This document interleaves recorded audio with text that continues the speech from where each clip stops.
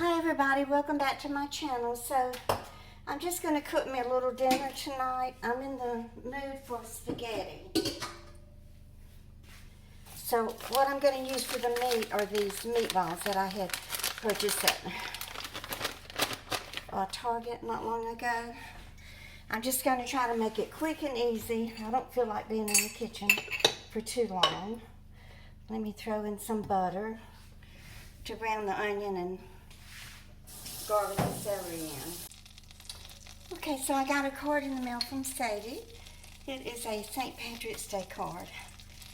I love cards from her. Oh, look how pretty. Happy St. Patrick's Day. Sending you lots of hugs and shamrock wishes for a happy St. Patrick's Day. Thank you, Sadie. That is beautiful. You are so sweet. Let me get my onion and celery in here so that butter gets too brown. I've got to take out time to sharpen all my knives. They are so dull. I want to get back over there and watch Becky at Acre Homestead. I haven't had time to watch her videos in a while. And I really like watching her. She lives in Washington State, so I don't know if she's already getting her garden ready to plant or not. Let's see.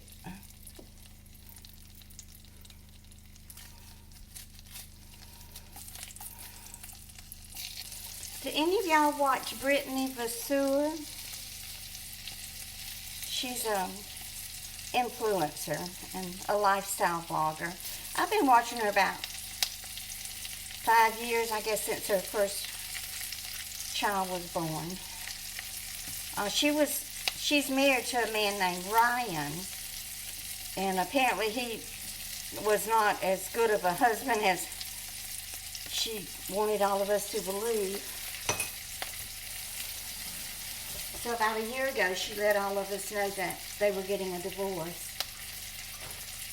She's really been going through some hard times, y'all. He's still living in the house with her. He won't move out.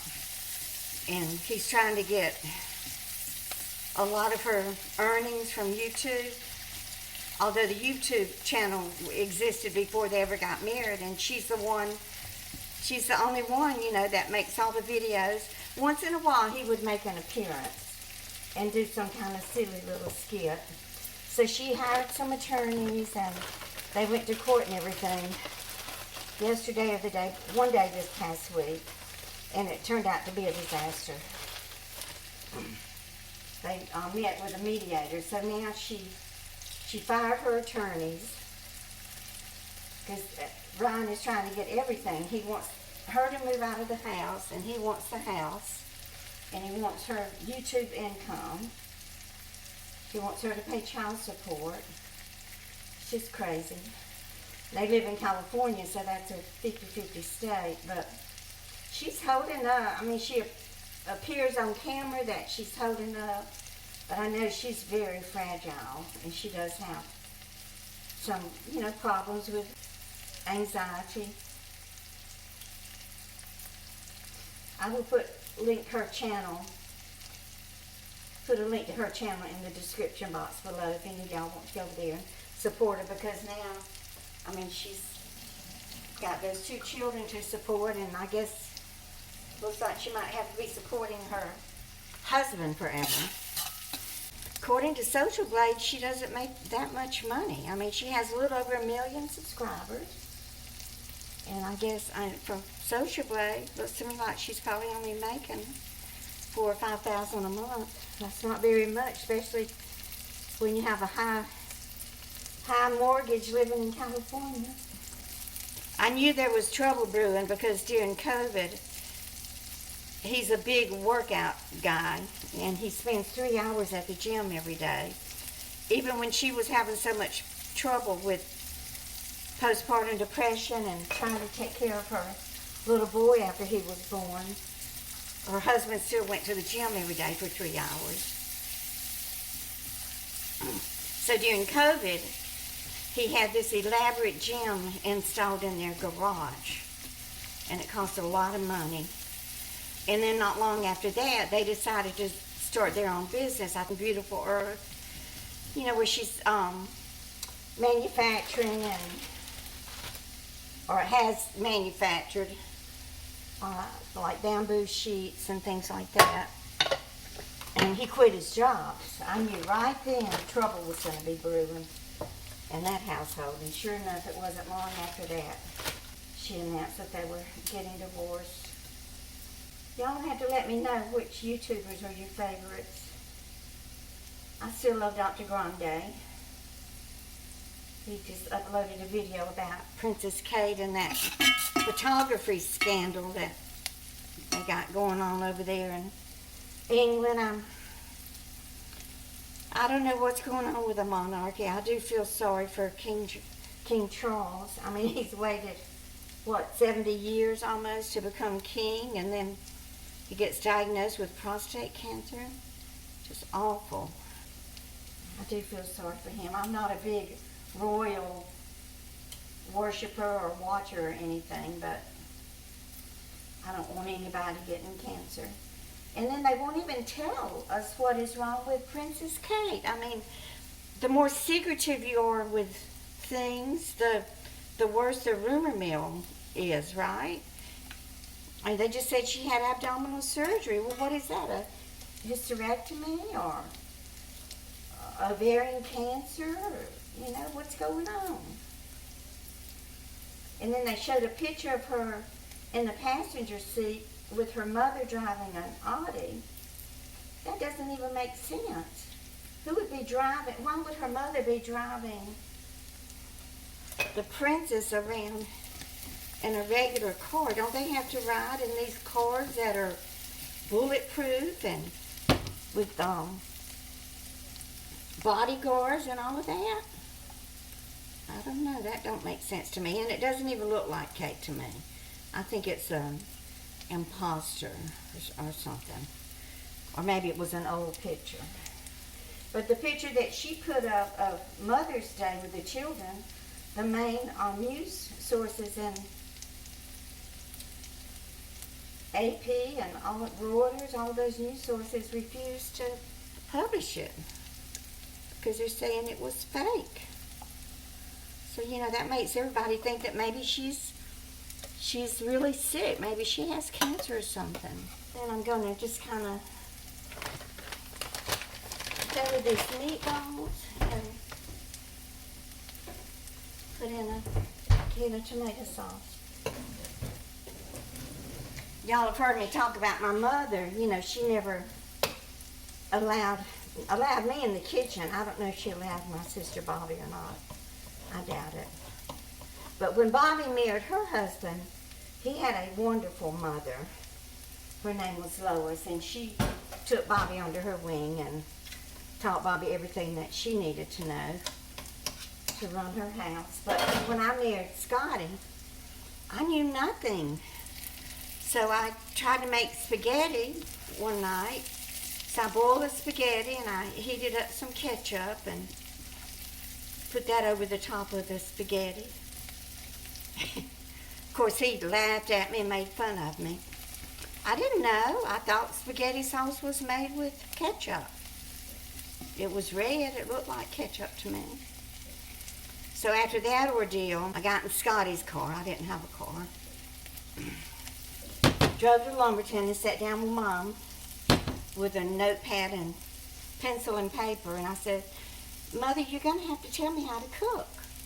You know, I have no idea how. So she told me how to cook spaghetti sauce, and the noodles.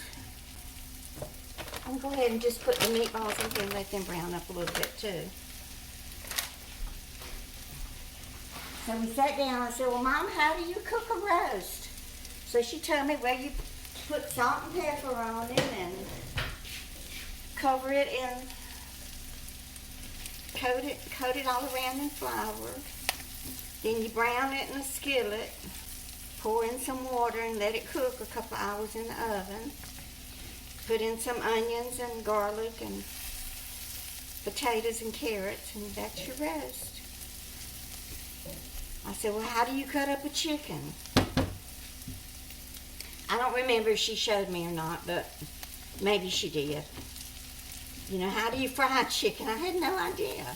I didn't know you were supposed to salt and pepper it and bread it in flour and do all of that. But I learned enough to get by. And then I was only married to Scotty a little over a year. And then when I married John, he was 8 years older than me. So he already knew how to cook and shop for groceries and run a house and everything. So it worked out. I should have put the meatballs here the same time as the vegetables, but I didn't. Now everything's getting too brown. Okay, but let me go ahead and put in the tomato sauce. Do y'all add tomatoes to your spaghetti? I don't. The only thing I really add tomatoes to is chili, homemade chili. Okay, let me put my seasonings in. I better put that down. Garlic, my Paul Prud'hommes, little Creole, Worcestershire sauce.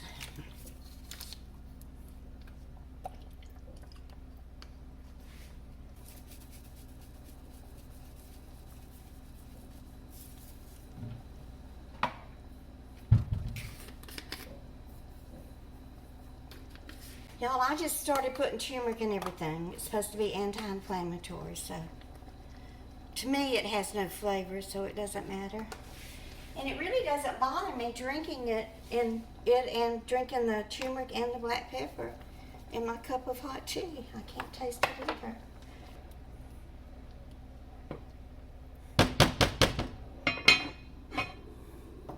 Okay, so my spaghetti is ready. I cooked it about 7 minutes. I didn't taste of it, but it should be ready. Now my bowl is full of just spaghetti. So I used a long spaghetti and just broke it in half. Doesn't this sauce look good, y'all? I haven't tasted of it yet, so.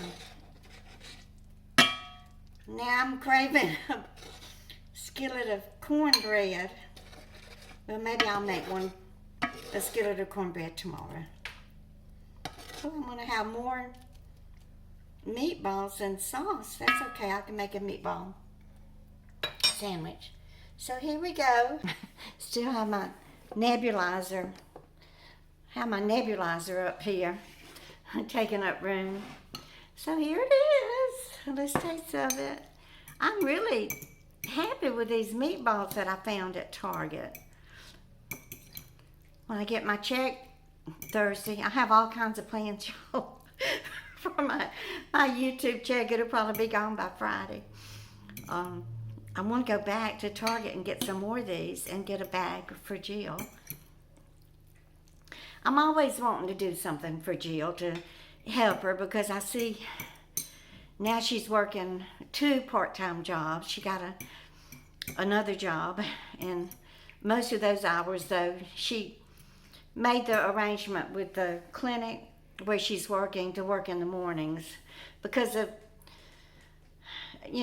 my health. I'm really not reliable, and the clinic is a place where she's not free to roam. It's an indoor situation where she has to be there. So they're giving her morning hours, like 9 till 2, and then she can get home in time for the bus. So that's working out. She really loves the work there too. Smells good. Of course, I got it on my shirt.